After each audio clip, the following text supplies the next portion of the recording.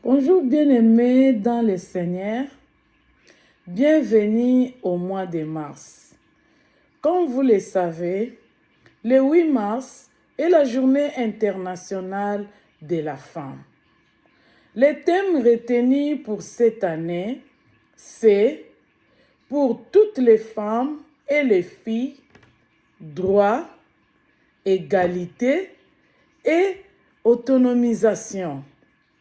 La parole est donc donnée aux femmes tout au long de ces mois. Nous vous convions à savourer les différents plats présentés par les mamans.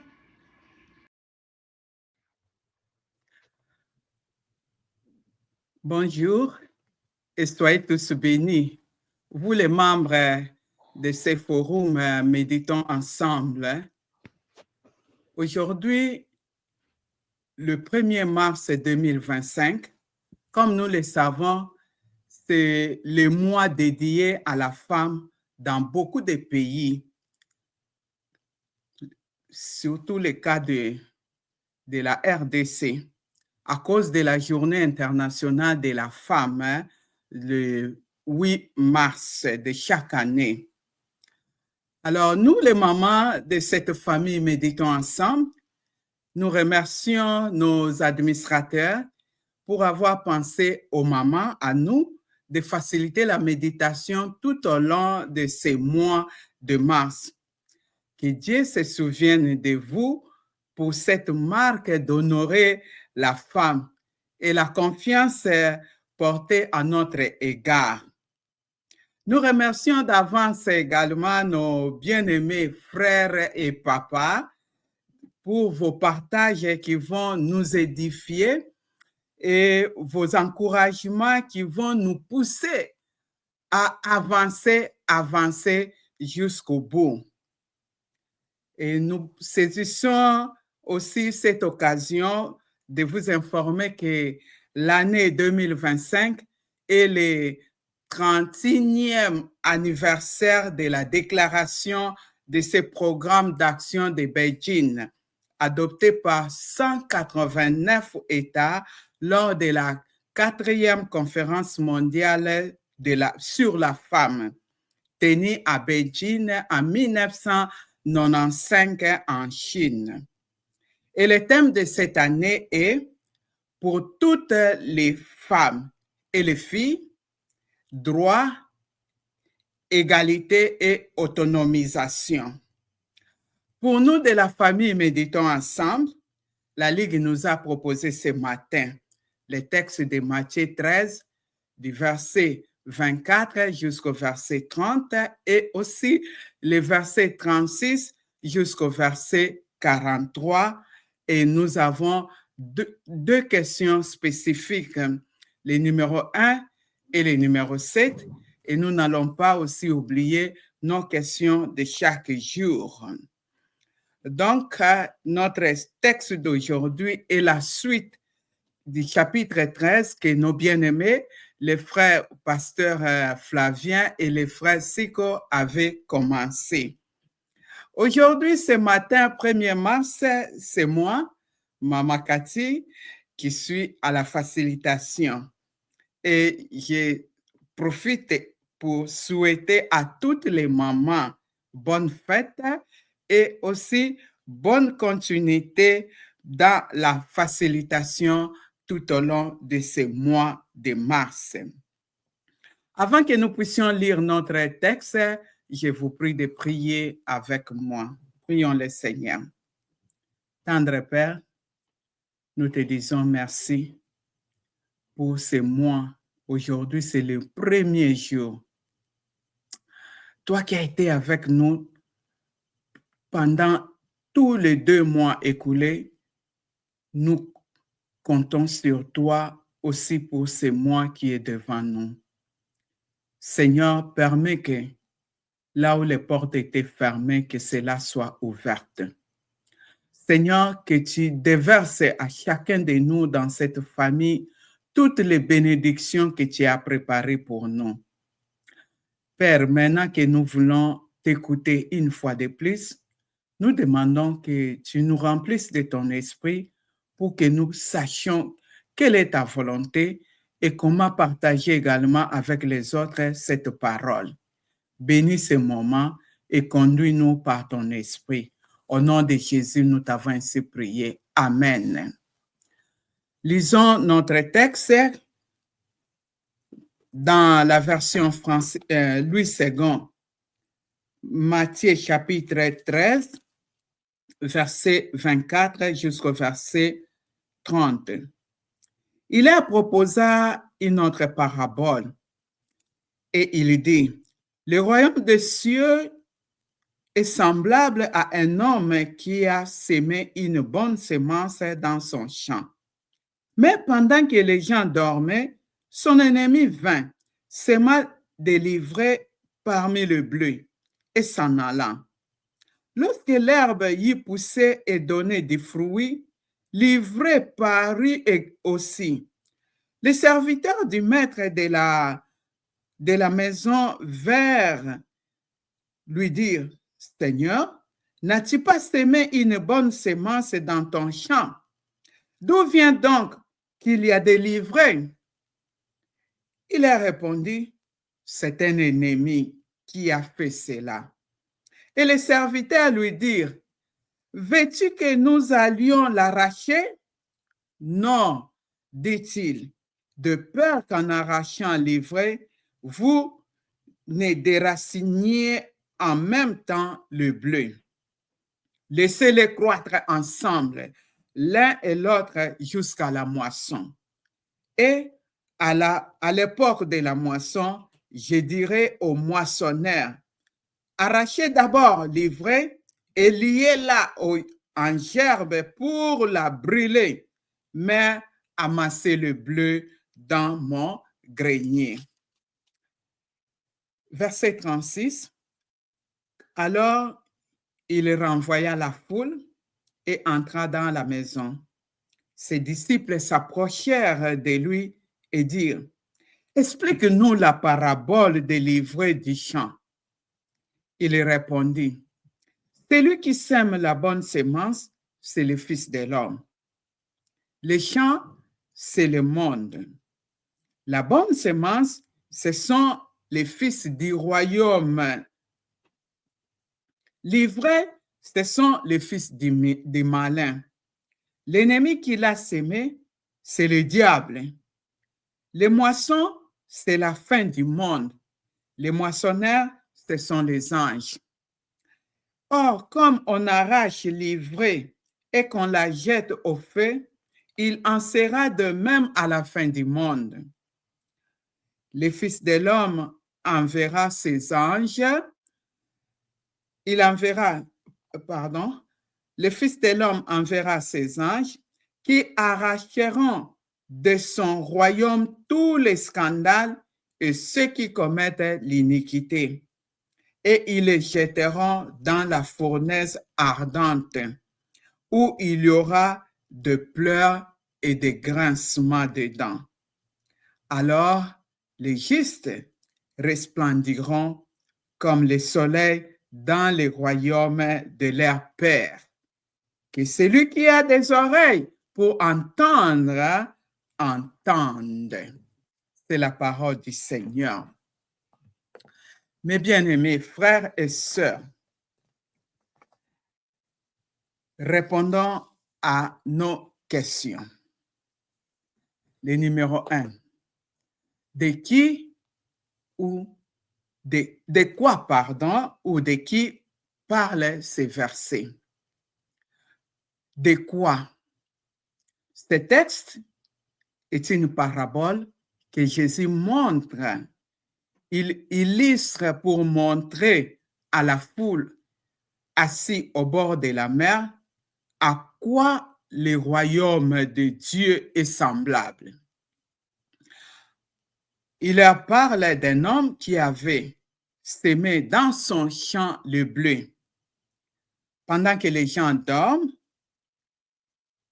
l'ennemi est venu s'aimer dans ce même champ, le livrer. Après un temps, quand les fruits, les graines étaient là, les serviteurs ont constaté qu'il y avait aussi l'ivraie. Ayant été informé par ses serviteurs qu'il y a la présence de l'ivraie, et ils voulaient l'arracher, mais l'homme leur demande de ne pas le faire, d'attendre jusqu'à la moisson, de peur que l'ivraie, en arrachant l'ivraie, qu'il puisse arracher aussi le blé. Et la Bible nous dit, Jésus ayant renvoyé la foule, il entre à la maison. C'est alors ses disciples s'approchent de lui et lui demandent, explique-nous cette parabole.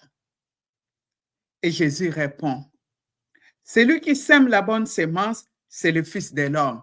Donc c'est lui-même, un titre que lui-même s'est attribué pour montrer son humanité. Celui qui sème la mauvaise semence, c'est l'ennemi, Satan, le diable, le malin. Les champs, c'est le monde. La bonne semence, ce sont les fils du royaume de Dieu, ou le blé. La mauvaise semence, ce sont les fils du malin, qui est l'ivraie. La moisson, c'est la fin du monde. Les moissonneurs, ce sont les serviteurs de l'homme, qui sont les anges. Et enfin, nous voyons la promesse. Dieu promet le jugement pour les scandales et ceux qui commettent l'iniquité. Et les justes, à la fin, ils vont resplendir de gloire dans la maison de leur Père. De qui maintenant parlent ces versets?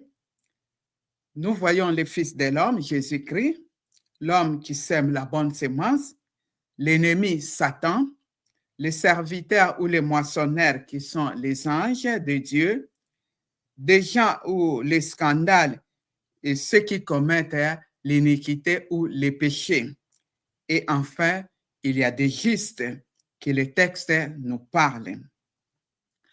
Mais bien aimés, quand j'ai médité personnellement, surtout sur l'explication de cette parabole, je me suis dit que Jésus a englobé la Bible dans son entièreté. Donc, de Genèse jusqu'à Apocalypse. Parce que quand nous suivons cette explication, nous voyons Dieu qui a créé le monde et tout était bien. Satan a introduit le péché pour détruire et Jésus est venu pour sauver. Et enfin, il reviendra à la fin du monde avec ses anges pour le jugement et pour la récompense.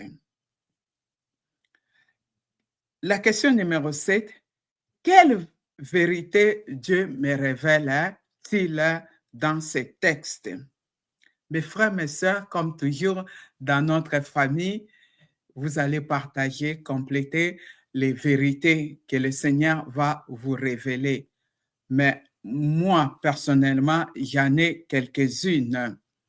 La première vérité que je vois dans ces textes, mes frères, est que sur cette terre, il y a deux royaumes.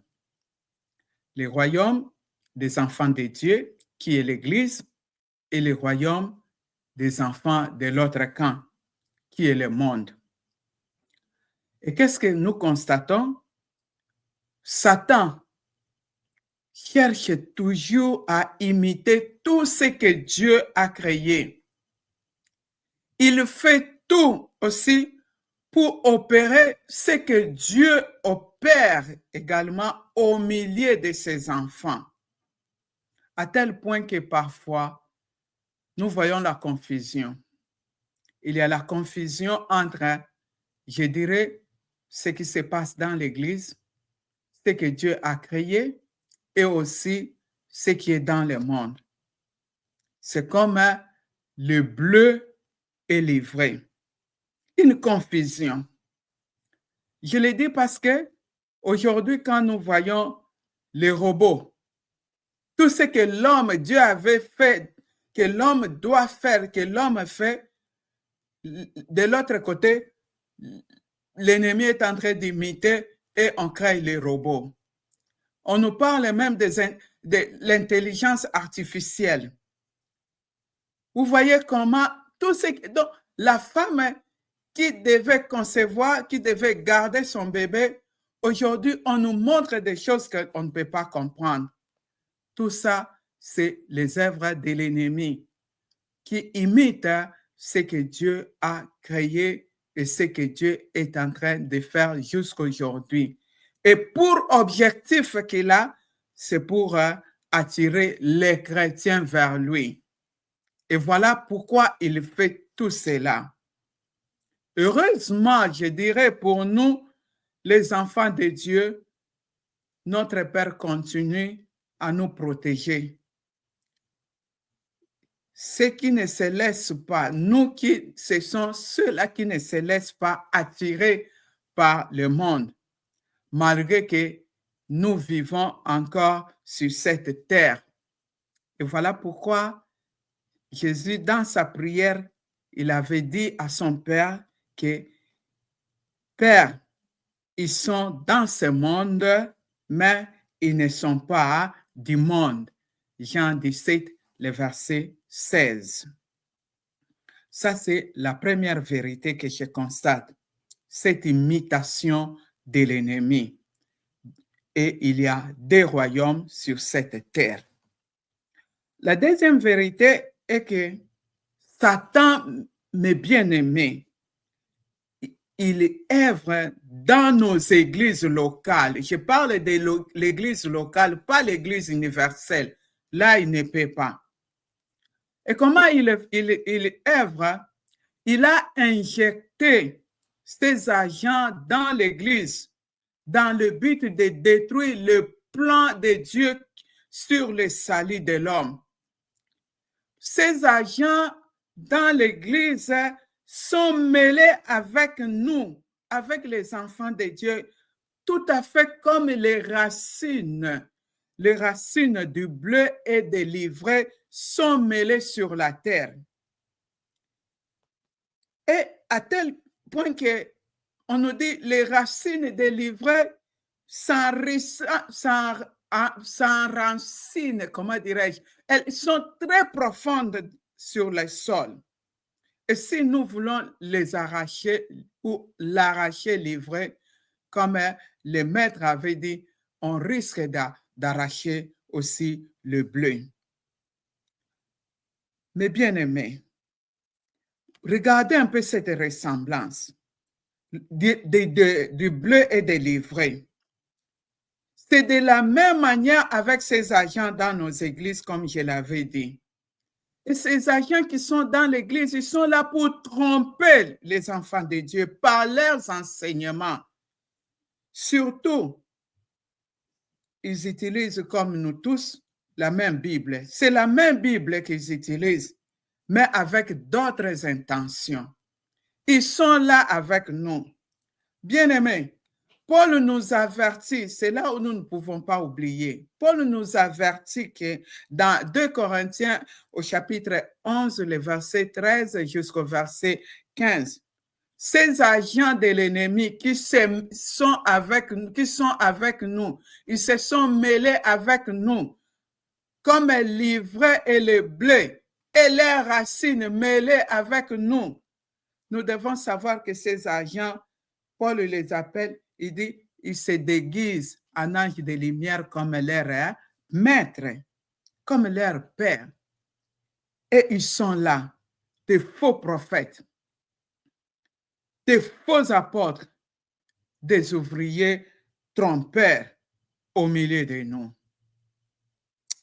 Voilà pourquoi, mes bien-aimés, ce matin, Dieu nous appelle à la vigilance et au discernement. Je dis à la vigilance parce que nous devons veiller. Veiller à ne pas dormir, comme nous avons vu dans notre texte, pendant la nuit.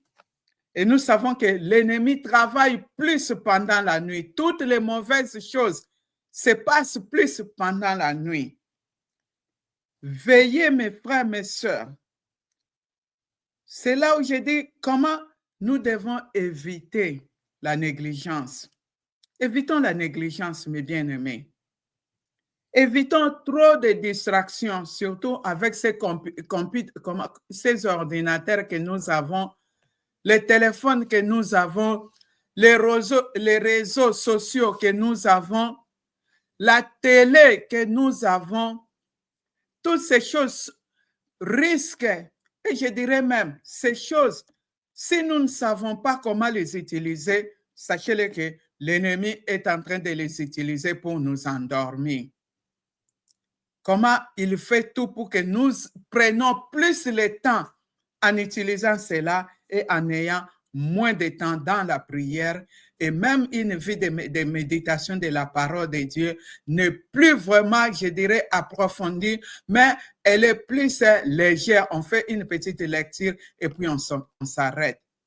Donc, voilà pourquoi Dieu nous appelle ce matin, au travers de cette parabole, d'être vigilant, de ne pas dormir, mais de veiller. Le discernement, mes frères, mes sœurs, étant donné que la ressemblance est grande entre l'ivraie et le bleu, nous avons vu dans les textes, quand les deux grandissaient, croissaient, on ne savait pas, mais juste avec les graines, que c'est là où les moissonneurs ont constaté qu'il y a l'ivraie dans les champs. Mes frères, cette ressemblance, comme j'avais dit, ces agents qui sont avec nous, nous devons faire attention. Ayons le discernement. En nous-mêmes, nous ne pouvons pas, mais par la puissance du Saint-Esprit, nous allons les reconnaître. Nous allons les reconnaître. Nous allons discerner que celui-ci est un faux, c'est un agent de l'ennemi.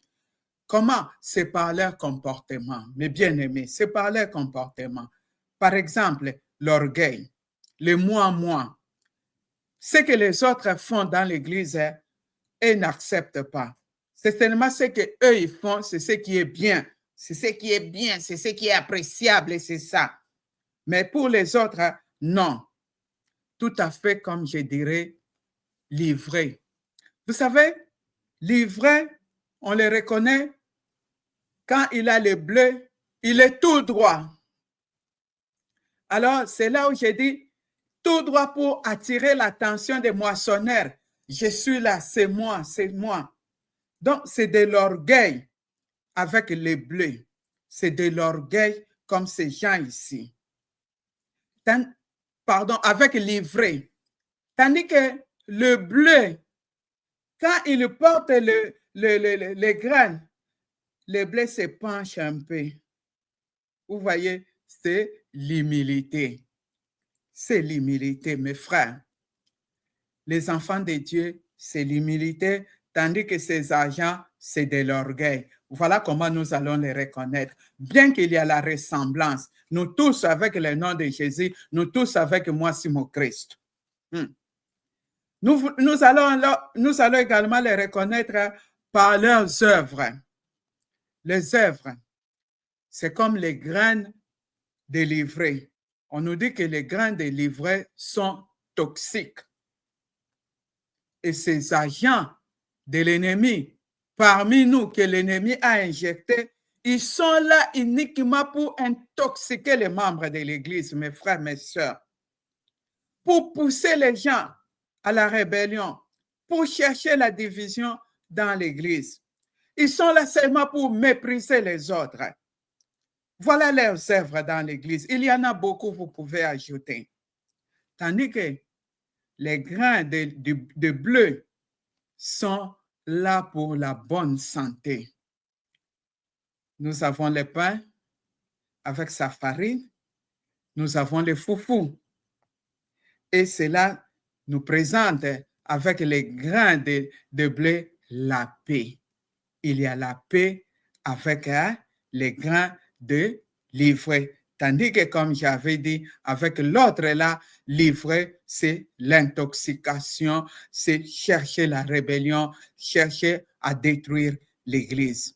Donc, soyons toujours, mes frères, mes sœurs, dans la présence de Dieu, et notre prière chaque matin, Seigneur, remplis-moi de ton esprit. Et cela va nous aider pour être vigilants et discerner ces agents mêlés au milieu de nous. La troisième vérité, j'ai dit, l'Église en tant que lieu de transformation, comme avait dit une fois, un jour, notre sœur, moi je l'appelle Yalola, elle est là, l'Église, elle est là pour accepter. Elle accepte tout le monde. L'Église accepte tout le monde. Les portes de l'Église, de nos églises locales, nous parlons de l'Église locale, sont ouvertes pour tout le monde. Mais elle n'accepte pas ce que tout le monde fait. Ce que tout le monde fait, l'Église n'accepte pas. Voilà pourquoi elle ne chasse personne. Elle laisse le temps au changement, même si elle connaît que cette personne est un agent, cette personne est suspecte, mais l'Église ne chasse personne. Elle continue à enseigner, elle continue à prier, elle continue à donner des conseils afin que ces infiltrés qui sont au milieu de nous, qui sont avec nous, puissent être transformés. Donc, l'Église laisse à Dieu seul le pouvoir de les arracher et à son temps, s'il ne change pas, comme nous avons vu avec les textes, donc à son temps, pas maintenant. Ce n'est pas à nous dans l'Église de les chasser, c'est Dieu lui-même. Nous faisons notre travail. Nous les acceptons, ils sont là, nous les savons avec nous, mais nous n'acceptons pas ce qu'ils font et voilà pourquoi nous prions, nous conseillons, nous enseignons pour leur changement. Nous pouvons voir ça, le verset 28 jusqu'au verset 36 de notre texte. La dernière vérité que j'ai trouvée est que Jésus reviendra pour le jugement et pour la gloire. Le jugement pour ceux-là qui commettent les péchés, qui sont dans les péchés, qui refusent de l'écouter, c'est le jugement qui les attend. Mais pour ceux-là qui l'ont accepté, c'est la gloire. On va resplendir dans la maison de notre Père et voilà la récompense qui nous attend. C'est comme je disais, Apocalypse chapitre 22, le verset 12. Jésus revient bientôt. Avec lui, il amène la récompense. Et alors, mes frères, mes sœurs, vous qui me suivez ce matin, aujourd'hui, c'est le moment de se positionner. Vous savez, n'attendons pas le lendemain. Le lendemain appartient à Dieu. La mort peut nous surprendre aujourd'hui même. Même maintenant, là où je suis, la mort peut me surprendre. Et sachez-le, comme un jour dans notre famille, un frère avait dit, il n'y aura pas la deuxième session à la fin du monde. À la fin du monde, il n'y aura pas la deuxième session. C'est aujourd'hui la deuxième session, car la grâce est là. La grâce est avec nous, mes frères, mes sœurs. La grâce est au milieu de nous. Saisissons-la. Saisissons la grâce. Saisissons-la. Et là, c'est un problème personnel. Saisis-la. Saisis la grâce pour toi. Et moi, je l'ai déjà saisi. et ne prenons pas cette grâce en vain. Sinon, au dernier jour, il y aura des pleurs et des grincements des dents. Le verset 42 nous parle. Et voilà cet avertissement même au verset 43, que celui qui a des oreilles pour entendre, entende, car Jésus revient bientôt. Quel verset m'interpelle le plus, mes frères, mes sœurs? Personnellement, moi, c'est le verset 28 et la partie A. Quand l'homme, le propriétaire des champs dit, on lui a informé celui, et il dit, c'était un ennemi, celui qui a fait ça. Ah! Et le verset 30, le verset A, laissez croître ensemble l'un et l'autre jusqu'à la moisson. Mes frères, le propriétaire connaît l'ennemi, mais il ne sait pas, il n'a pas attaqué cet ennemi. Il ne s'apprend même pas, il ne sait pas, vraiment, il n'a rien fait de cet ennemi. Et je dis, ça c'est le cœur de Dieu. Un cœur qui supporte, un cœur qui sait que c'est celui-là qui m'a fait du mal. Parce que planter l'ivraie dans les champs, c'est chercher à détruire les champs. Mais voilà le propriétaire, et c'est comme ça notre Dieu. Il sait ce que l'ennemi est en train de faire. Et moi, je me dis que Dieu me donne ce cœur de supporter le mal, de tout ce que les gens me font du mal, tous ceux-là qui me font du mal, que Dieu me donne ce cœur de ne pas rendre le mal pour le mal, mais plutôt de rendre le bien pour le mal. Car la Bible me dit que je suis en train d'amasser le feu sur leur tête. Comme Proverbe nous parle, le Proverbe chapitre 25, le verset 21 et le verset 22. Et le verset 30, partie A, j'apprends la patience de Dieu. Il dit, laissez croître ensemble l'un et l'autre, non, et l'ivraie et le bleu, jusqu'à la moisson. Ah, quelle patience! Quelle patience! Jusqu'à la moisson. Et nous savons jusqu'à la fin du monde. Ça, c'est notre Dieu, un Dieu patient, un Dieu qui laisse le temps pour les changements, un Dieu qui sait tout, mais il n'agit pas, il laisse le temps. Que Dieu me donne aussi cette patience, parce que parfois je ne suis pas patiente. Je ne suis pas patiente. Que Dieu me donne cette patience. Seul, je sais, je ne saurais pas, mais avec l'aide du Saint-Esprit, je peux être patiente. Que Dieu vous bénisse. Voilà un peu ce que j'avais à partager avec vous. Prions le Seigneur. Seigneur, notre Dieu, merci pour ta parole. Seigneur, toi qui es au contrôle, tu sais tout. Moi, je te prie, Seigneur, et je sais mon frère, ma soeur aussi va te demander, Yahweh, personnellement, donne-moi un gros cœur de supporter le mal. C'est que les gens de supporter, c'est que ceux-là qui me font du mal. Donne-moi ce gros cœur et donne-moi aussi la patience. Car je sais la patience paye, que je sois patiente pour toutes les circonstances, que j'apprenne à être patiente. Au nom de Jésus, j'ai ainsi prié. Amen. Amen. Amen. Mes frères et mes sœurs, merci.